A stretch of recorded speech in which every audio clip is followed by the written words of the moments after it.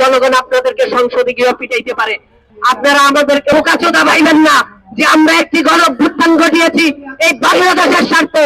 আমরা যে bonus life পেয়েছি এইটা আমরা আবার দেওয়ার জন্য প্রস্তুত আছি। হাসিনারে তো নরেন্দ্র মোদী হেরেমখানায় নিয়ে গেছে, সালাউদ্দিন সাহেব আপনাকে কে হেরেমখানায় নিবে? আপনাকে পাকিস্তানও গ্রহণ করবে না, আপনাকে ভারতও পালাইতে দেওয়া হবে না। আপনার একমাত্র ঠিকানা বুড়িগঙ্গা নদী।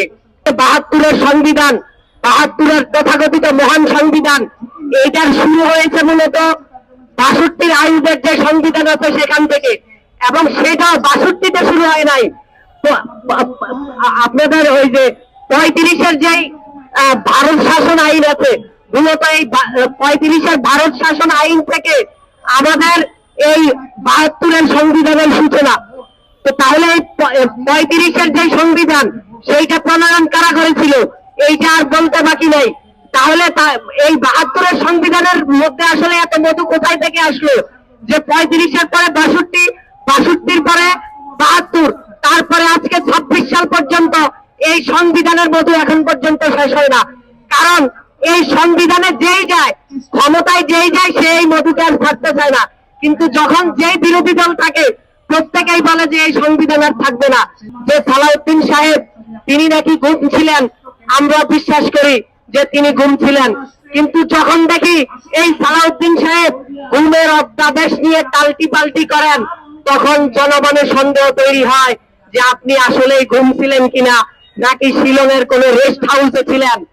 আমরা স্পষ্ট ভাষায় বলতে চাই যে ৭২-এর যেই ফ্যাসিস্ট সংবিধান আছে, এই বাংলাদেশের আজকে যে অবস্থা, যেই গণ অভ্যুত্থানগুলো হয়েছে, যেই স্বৈরাচার বিরোধী আন্দোলনগুলো হয়েছে, যদি ৭২-এর সংবিধান না থেকে একটি জনমুখী রাষ্ট্র তৈরি হতো, একটি গণমুখী সংবিধান তৈরি হতো, তাহলে আমাদেরকে এত রক্ত দেওয়ার প্রয়োজন পড়তো না। বিএনপি এতগুলো আসন পেয়ে আজকে সংসদে গিয়েছে, কিন্তু গণভোট কিন্তু ঠিকই হা জয়যুক্ত হয়েছে। তার মানে হচ্ছে বিএনপি কে ভোট দিয়েছে এরকম মানুষও গণভোটে হ্যাঁ দিয়েছে। তাহলে আজকে তারা গণভোটকে ভুলে গিয়ে জনগণের বিরুদ্ধে অবস্থান নিয়েছে। আপনাদেরকে সতর্ক করতে চাই, সালাউদ্দিন সাহেব বলে বেড়ান যে এক জেনারেশন নাকি দুইবার অভ্যুত্থান করে না।